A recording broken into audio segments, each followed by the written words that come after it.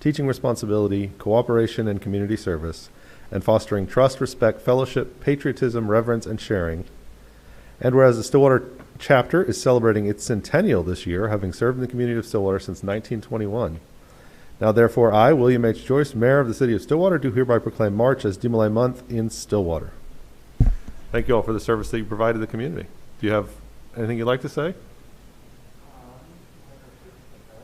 Please, there's a right here at the podium, so we can get you on the Zoom and everyone can hear you.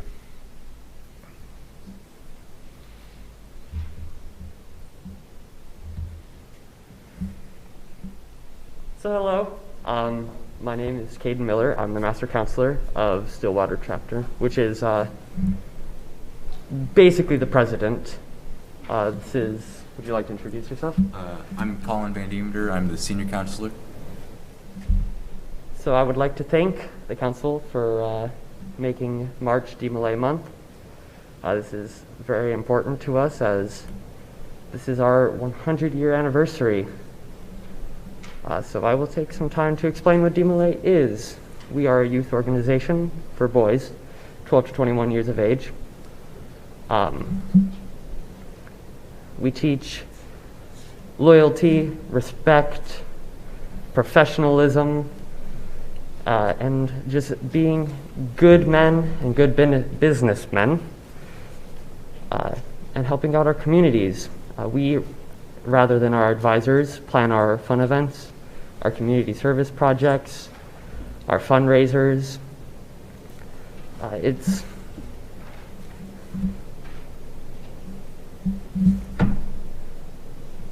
I lost where I was.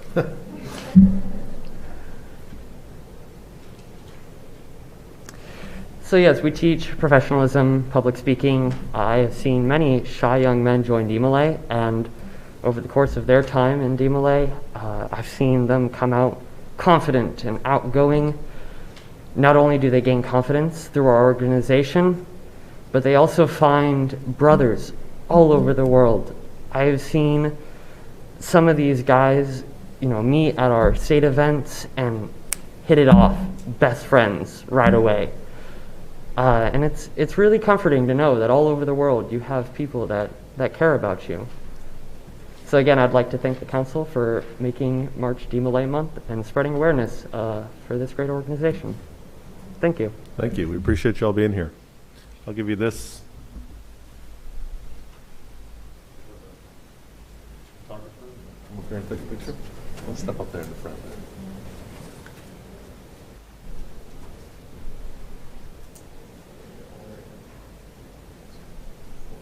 Are you smiling? Yeah.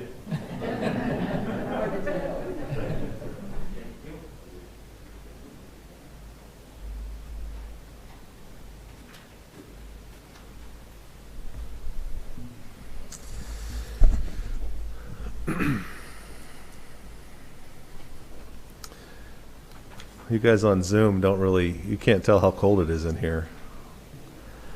I'm sure you all appreciate it though. It's nice and toasty in your I'm sorry, Mr. McNichol, I had to get one in.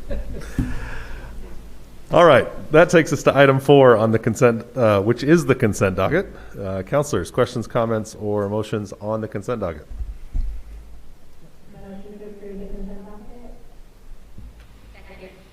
We have a motion and a second to approve the consent docket. Teresa, please call the roll. Mayor Joyce? Yes? Vice Mayor Darlington? Councilor Zanotti? Yes. Councilor Wedlake? Yes. Councilor Jaloski?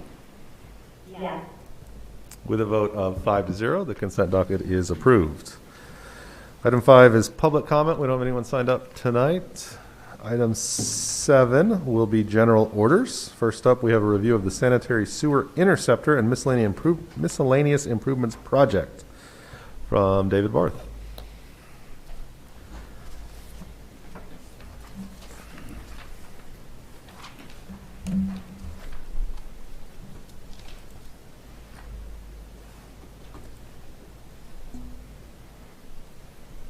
I guess you all can see that, correct? My PowerPoint, okay. Yes. So good evening, Mayor and Councilors. I'm David Barth with Water Utilities Engineering, here tonight to talk to you about the South Sewer Interceptor Replacement Project. The photo that you see in this cover slide is an example of what wastewater can do to concrete over time. And you can see that the wastewater gas attacks the cement in the concrete, causing it to deteriorate, eventually causing structural issues and failure. Some of you may remember that we had a failure in the South Interceptor in 2015 that was a pretty dire situation that a lot of staff got together and fixed, with our contractor and got it back together. So you can also see in this photo what happens when the concrete fails. You see the gasket that's laying there. That's a gasket that would go between two joints, and the concrete failed, and so the gasket is lying in the pipe, which collects debris, and then that creates maintenance issues for our staff.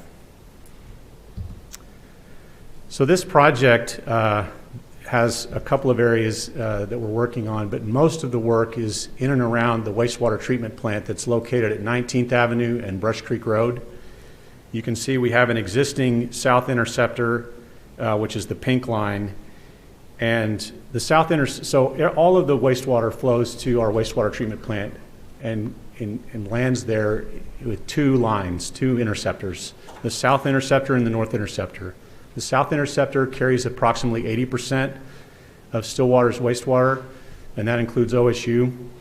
And then the North Interceptor accounts for the other 20%. So we're having to replace a portion of the South Interceptor that is deteriorated over time. And this interceptor was built in the early 1960s. The North Interceptor, we're replacing a smaller portion of it. It was built in the late 70s, I believe. Two other components of this project are the FOXFIRE lift station, which is located at the entrance to the FOXFIRE development just west of Western and south of Lakeview. And we also have an aerial crossing that is just south of the south end of Duck Street. This slide shows you the current condition of the FOXFIRE lift station and the aerial crossing. The FOXFIRE lift station was built in the early 80s, and like I said, it serves the FOXFIRE development, and it is significantly deteriorated and needs to be replaced. The aerial crossing, that's also concrete pipe, so it's got some of the same issues that I showed you on the first slide. The aerial crossing was built in the 60s, and you might be able to tell that the support system underneath has failed. There's only one of the concrete piers left, and so now the pipe is being supported by an I-beam and some steel straps that our staff pulled together so that we wouldn't have wastewater dumping into the creek. I have to say that aerial crossing is a fantastical name for what that is right there. I was expecting something much more grand than the name aerial crossing. I'll try to remember that for the next aerial crossing. So this project is going to cost us, right now the estimate is $12.5 million to do all of the components of this project. And so we don't have that money available in the wastewater fund. And so last July, we brought this to the SUA, and the SUA authorized staff to move forward with this loan process that you see on this slide. And the SUA also authorized an amendment with our consultant to begin the environmental study that was required. So we are now at the end of the environmental study, and we're ready to apply for the loan. The loan will be seeking the loan through Oklahoma Water Resources Board. They have a Clean Water State Revolving Fund that provides low interest rates for projects such as this, and we will pay back the loan with future rate revenue over a 20 or 30-year term.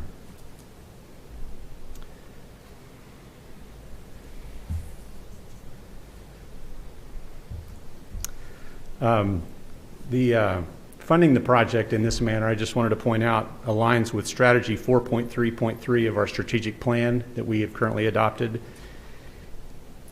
And with that, I would just open it up to questions from the council.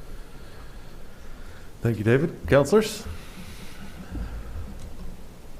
David, do you you probably don't have a firm number, but in what kind of ballpark are we looking as far as interest rates goes on this loan with the OWRB? The ballpark right now, I know this is going to shock you, is like in the 1.5% range. Probably similar to a car loan, right? Let's do it right now. So one of the things I need to back up, one of the things I need to mention is for us to be able to apply for a loan, and this is why I'm here tonight, is the City Council and SUA need to adopt a resolution that allows the SUA to incur the debt and for us to file the loan application with OWRB. There's a second resolution that is also later on in your agenda.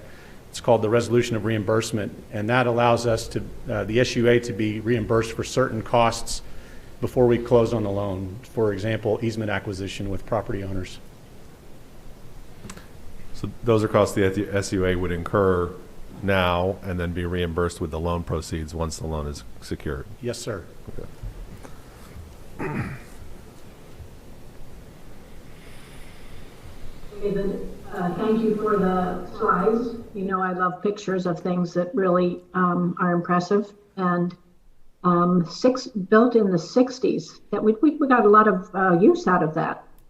That was pretty good. Yes. Yeah, and I think, you know, for the most part, our collection system's in good shape, especially as far as the larger interceptor. Just in the areas where we have the concrete pipe, it's really deteriorated. So will it not be concrete when you replace it? Exactly. We're going to actually, the South Interceptor, we're going to upsize it to right now it's a 36-inch pipe, and we're going to upsize it to a 48-inch pipe, and it will be fiberglass and hopefully last at least 80 years. I'll be watching for that. Let's hope so. All right, so we'll see these resolutions later on the agenda. Councilors, any further questions at this point? No. Thank you, David. Thank you. Next up is item 7B, approve a bid award and associated budget amendment for the purchase of new storm sirens and relocation of existing storm sirens to Goddard Enterprises. Mr. Rob Hill. Really miss seeing you in the mornings, Rob. Out driving around, yeah. That live feed is it's a fun time. You know my biggest fear What's that? is saying something colorful that I shouldn't say, and being called to the city manager's office for it later, right? I think that's a reasonable thing to be careful about. Yes, sir. Yes, sir. All right. Good evening, Mayor and Councilors. Rob Hill, Emergency Management. I'm here before you this evening for award of a bid to Goddard Enterprises and a companion piece of an approval of a budget amendment. In fiscal year 21 budget, Emergency Management had a capital project totaling of $500,000 for the cost of purchasing new storm sirens and relocating existing storm sirens. That budget amount also included at the time the purchase of the poles to go with the system. In December 2020, we opened that bidding process, and in January 2021, we had to go back and rebid due to the fact that the bidding process in December 2020 and COVID and everything else, paperwork, insurance, bonds, everything was very hard for those bidders to get. We had some amendments, so we went back, we rewrote the bid, we included the amendments, and then reissued it in January of 21, and then opened the bids in February 17th of last month. We had one bidder, Goddard Enterprises, who submitted a complete bid packet in the amount of $493,639.09. This was a lot more than what we anticipated, since the original project included the cost of poles. So this evening, I'm asking you to consider awarding the bid to Goddard Enterprises for $493,639.09, and then approving the budget amendment of $45,000 from the capital fund into my project. And that will be for the cost of the poles. Okay. What, is this like a regular replacement of sirens? Is it an upgrade? What are the new So ones? this is a little bit of both. We have some storm sirens that are in the field that are approaching 35 years old. We can't buy parts for them anymore, so we need to do something. So we looked at a bunch of variants and determined that we needed to have a propagation study done by the bidder for sound. And one of the things that came back was that they wanted to see the poles all the same size, same height, because we have some that are 25 foot, some that are 65 foot, and every variation in between. So this will be the first time that we have purchased storm sirens for the city in 15 years. Some have been purchased and put on OSU campus by OSU, and then later we took over the maintenance and the operation. But this is the first time we bought storm sirens in 15 years. And what we did during the propagation studies, we asked them, we wanted the biggest, loudest storm sirens we could find so that we could increase our coverage, reduce the number of storm sirens, and reduce our overall cost of maintenance every year. And we think we've come up with a very good solution in this. So this will let us reduce the number of actual sirens we have out there, but actually get more coverage. Yes, and sir. better So sound. we actually cover the city limits plus a mile to a mile and a half, depending on where the siren's located outside the city limits. And we reduced the footprint from 56 storm sirens to 32, and actually are going to be able to repurpose some of the new or the current storm sirens at our area lakes to provide us more coverage and give us the ability to talk over public address to let them know with more advanced warning that an issue is coming instead of just when the storm siren activates. That sounds very useful. Counselors, further questions for Rob?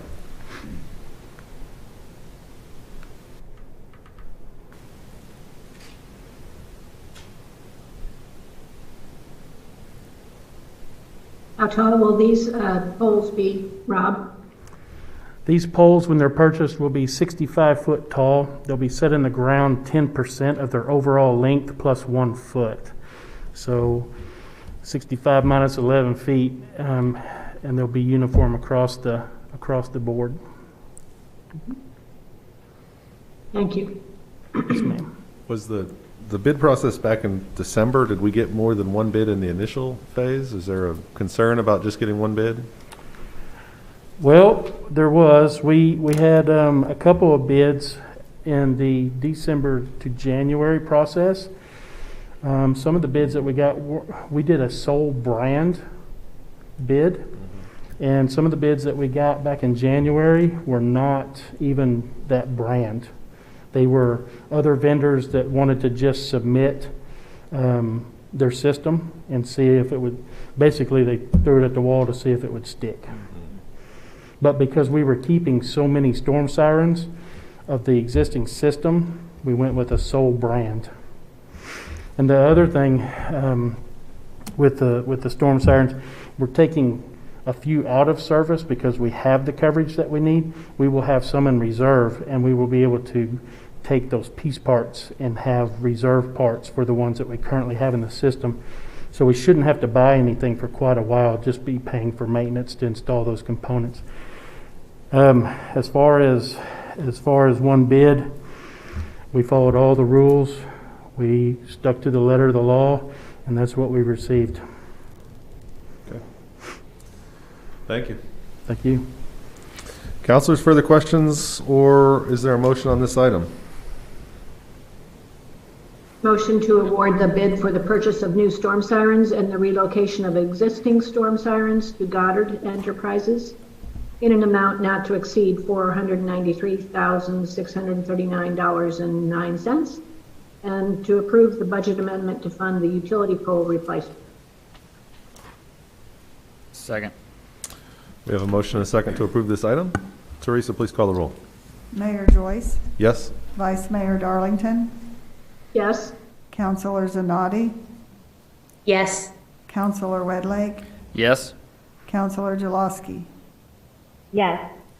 With a vote of 5-0, this item is approved. Thank you, Rob. Thanks to you and your team for doing everything you can to keep us safe. Let's see. I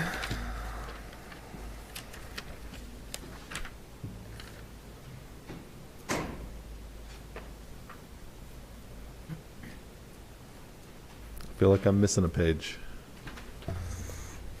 We should have resolutions, right? Yes. I am missing a page. All right. Item 8 is resolutions. 8A is Resolution CC-2021-6, a resolution authorizing the filing of an application with the Oklahoma Water Resources Board for financial assistance through the Clean Water State Revolving Fund Program to finance sanitary sewer system improvements, approving a professional services agreement, and containing other provisions related thereto. This would be the resolution that David spoke about earlier to authorize the application for the loan for the sewer system. Got questions? Motion to adopt resolution CC 2021-6. Second. We have a motion and a second to adopt the resolution. Teresa, please call the roll. Mayor Joyce, Yes? Vice Mayor Darlington, Yes? Councilor Zanotti, Yes. Councilor Wedlake, Yes. Councilor Jaloski. Yes. With a vote of 5-0, resolution CC-2021-6 is adopted. Item 8B is resolution CC-2021-7, which is a resolution stating Stillwater Utilities Authority's intent to reimburse capital expenditures, again discussed earlier with the sewer presentation. Councilors? Motion to adopt resolution number CC-2021-7. Second. 2021-3. I guess we'll do that later. Second. That was a motion to adopt CC-21-7, right? Right. And a second. Excellent. Teresa, please call the roll. Mayor Joyce, Yes? Vice Mayor Darlington, Yes? Councilor Zanotti, Yes. Councilor Wedlake, Yes. Councilor Jaloski. Yes. With a vote of 5-0, resolution CC-2021-7 is adopted. Reports from officers and boards. Madam City Attorney. Nothing to report. Thank you. Mr. McNichol. Well, Mayor, I'm sure that people out there are interested in this. We're back to collecting storm debris. And storm debris collection crews are back in the routes following delays from recent ice and snowstorms. If there are no other weather or equipment issues, which may be a big if, Waste Management hopes to have all residential areas collected by the end of this month. If you have specific questions about collection in your area, please call the Waste Management Department. One of the things that people are upset about is that we seem to have had a lot of delays, and we have. The city owns 8 dump trucks. 6 of them are currently in use now for storm debris. Prior to that, it was all for repairing water leaks. So we're doing the best we can, as fast as we can, and a thing called the grapple, which grapples the storm debris into the dump trucks, has broken several times, so we're trying to get there. I think we have about 95% of the city done at this point. So we, as of last week, had collected 2,497.97 tons, and if you multiply that times 2,000, that's a whole lot of pounds of debris. So, thank you. Thank you. Is there a map or a chart of some kind that shows which parts of the city we're still waiting to collect? There is, and if you'll take a look at our website, it's posted there. We did a press release on that last week. We can issue it again. I'm sure. With an update, but yes. Okay. We'll refer people there. Maybe should add too that if your place of residence shows up as a place that's already been picked up for storm debris, please don't put more out there. I think we were running into problems with that earlier. That is an ongoing issue. Well, yeah, I mean, we have normal yard waste collection that has slightly different rules, because for the storm debris, we let people put out 10-foot lengths and no limit on how much they could put out really, but with Right, normal and storm. some of the other issues is we try to get in there on the same day as your trash collection. We have cars parked in front of those piles. We can't move them. There are other things that delay the ability to pick them up, so. Well, we appreciate the hard work in getting that done. All right, councilors, Vice Mayor? Yes, if you are a Stillwater resident, 65 years of age or older, and need help making a COVID-19 vaccination appointment, the Stillwater Public Library may very well be able to help you. To be eligible, you must be able to accept an appointment at any time or day of the week. You must have access to your own computer, smartphone, or the internet, and be able to visit the library to fill out some forms. They are very helpful though, and you may visit them at 1107 South Duck Street or give them a call, 405-372-3633, extension 8106 for more information. Excellent. I was speaking with some folks from Payne County Health, and they commented on how helpful the library's been in helping folks who may not have as easy access to online resources to get those appointments made. So we really appreciate the library for doing that. Absolutely. Councilor Zanotti? Yes, due to the extremely cold weather we experienced a few weeks ago, many residents are anticipating higher utility bills. The Utility Assistance Program is a voluntary donation program for utility customers who wish to contribute funds to assist neighbors who may need help with their utility bills because of financial hardships. To donate, check the appropriate box on the return portion of your City of Stillwater utility bill and remit your payment. If you're on a bank draft program or you are in need of assistance, call Utility and Billing Services at 405-742-8245 to make arrangement. Thank you, Elaine. Councilor Wedlake? Sir, did you know that the city has its own emergency alert system called Be Informed Stillwater? Sign up now to receive text, email, or voice message alerts about emergencies that may affect your home, your workplace, and your child's school. Make sure you're prepared. Go to stillwater.org/EM, Echo Mike, to learn more and enroll. Thanks for throwing the Echo Mike in there. That's for the masks. That's helpful. Yeah. It's hard to tell what I'm saying. You know, actually, I was going to ask a question about that because I think during the power outage issues and that sort of stuff, we weren't using that system. I'm not sure if we were using that system. People that had said they were signed up said they didn't receive text through that. So we may want to talk a little bit more about what it is we actually send out through that system and address that issue, because there were some questions about that. But it is a very useful tool, and you should sign up for those alerts. Councilor Jalowski? Yes. Last week, when the wind increased, Stillwater Fire responded to multiple grass fires. Thank you to the Stillwater Fire Department and everyone who assisted with controlling those fires. When the wind picks up, residents should be extra careful with control burns, hot coals, or any cutting or welding that needs to be done. We actually saw a big grass fire yesterday when we were driving, so definitely still a concern maybe into this week. So everyone stay safe and aware. Thank you very much. It's either the ground covered in snow or it's on fire. This is It's the signs heck of a time to be alive. I will add that rain barrels are now on sale for pickup through the City of Stillwater. These barrels capture water from roofs for future use, which could save you money on your water bill while being environmentally friendly. You can go to stillwater.org/news for details on how to order your rain barrel. All right, that takes us to adjournment. Is there a motion? Motion to adjourn. Second. We have a motion and a second to adjourn the City Council meeting. Teresa, please call the roll. Mayor Joyce, Yes? Vice Mayor Darlington, Yes. Councilor Zanotti, Yes. Councilor Wedlake, Yes. Councilor Jalowski. Yes. With a vote of 5-0, the Stillwater City Council is now adjourned. At this time, I will call to order the Stillwater Utilities Authority meeting for March 1st, 2021. On the consent docket, we have meeting minutes. Is there a motion? Motion to approve the consent docket? Second. We have a motion and a second. Teresa, please call the roll.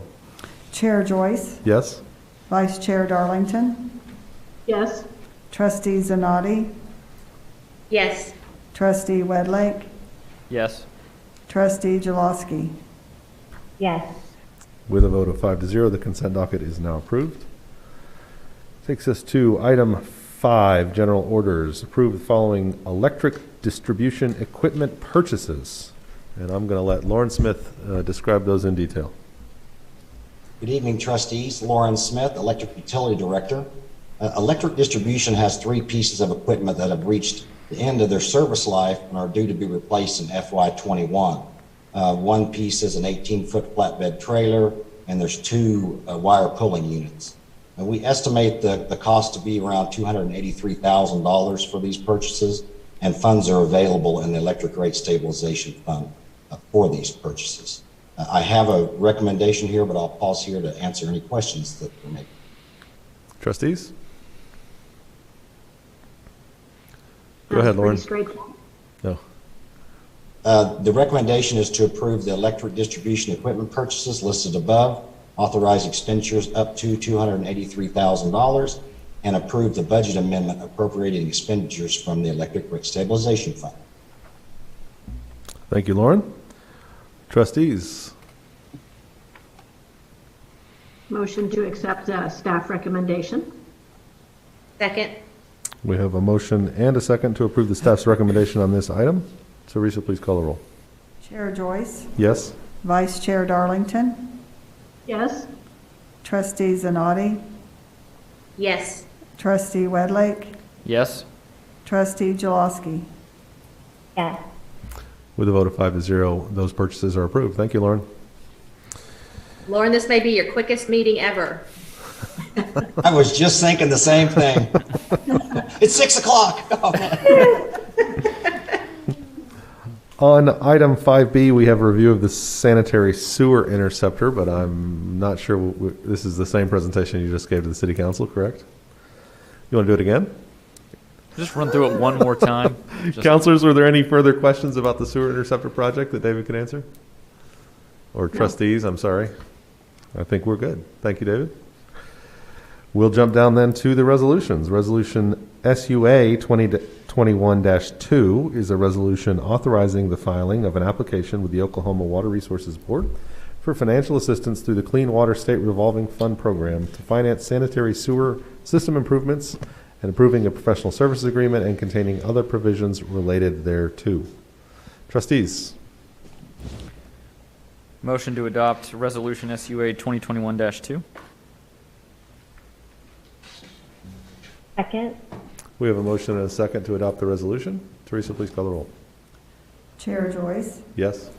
Vice Chair Darlington, Yes. Trustee Zanotti, Yes. Trustee Wedlake, Yes. Trustee Jaloski. Yes. With a vote of 5-0, resolution SUA-2021-2 is adopted. Item 6B is resolution SUA 2021-3, a resolution stating Stillwater Utilities Authority's intent to reimburse capital expenditures. Trustees? Motion to adopt resolution 2021-3. Second. We have a motion and a second to adopt the resolution. Teresa, please call the roll. Chair Joyce, Yes. Vice Chair Darlington, Yes. Trustee Zanotti, Yes. Trustee Wedlake, Yes. Trustee Jaloski. Yes. With a vote of 5-0, resolution SUA 2021-3 is adopted. Reports from officers and boards. Ms. Carnley? Nothing to report. Mr. McNichol? No report. Trustees? I will just add, we are meeting next week and not the third week of March, because the third week of March is spring break. So we'll be back here next Monday night for the next round of meetings. Is there a motion to adjourn? Motion to adjourn. Second. We have a motion and a second. Teresa, please call the roll. Chair Joyce, Yes? Vice Chair Darlington, Yes. Trustee Zanotti, Yes. Trustee Wedlake, Yes? Trustee Jaloski. Yes. With a vote of 5-0, the Stillwater Utilities Authority is now adjourned. And that concludes our meetings for this evening. Thank you all.